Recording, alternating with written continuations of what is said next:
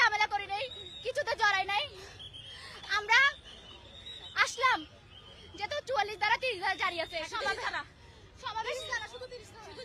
সমাবেশ করা যাবে না, মিটিং করা যাবে না, মিছিল করা যাবে না। তাই আমরা রঙের জন্য তো একটা জায়গায় দাঁড়াইতে হয়, রং মিক্স করে সবাইকে ভাগ করে দিতে হয়। যেমন আপনি দেখবেন এই যে আপনারা সাংবাদিকরা অনেকজন জড়ো হয়েছেন, আপনারা একটা কাজের জন্য আসছেন, কারো উপর হামলা করতে আসেন না, আমরা এরকম কাজের জন্য আসি। ওনারা পুলিশ আছে, ওনারা তো জড়ো হয়ে আছে, ওনারা তো আসছে ওনাদের দায়িত্ব করতে। তাইলে আমরা এখানে যখন আসলাম, আমরা বলছি ওনাদেরকে বলছি যে আমরা কোনো ঝামেলা করবো না, আমরা রং করতে আসছি। ইভেন আমরা কমিশনার স্যারের কাছে গিয়েছি, উনি মিটিং ওনার সাথে কথা বলতে পারিনি যাতে আমাদের এখানে কোনো ধরনের বাধা না দেয়। আসার পর আমরা এখানে পিলার যেগুলোতে মোছা হয়েছে, আমরা তো ওখানে যাইতে যাবো না, ওখানে তো আমাদের মোছা হয় না, ওখানে কেন করবো আমরা?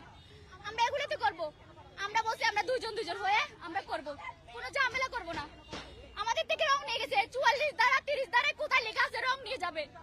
রং নিয়েছে, আমি অন্তঃসত্ত্বা, আমি 4 মাসের অন্তঃসত্ত্বা, আমাকে ধাক্কা মারা হয়েছে, আমার ভাইদেরকে নিয়ে গিয়ে অ্যারেস্ট করা হয়েছে। অ্যারেস্ট কর অফিসার আমির, উনি নির্দেশে সবাইকে অ্যারেস্ট করা হয়েছে। কেন?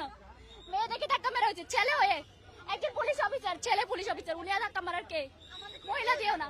আমরা তীব্র নিন্দা প্রতিবাদ জানাই। এবং পুলিশরা পুলিশরা পুলিশ ছেলে পুলিশ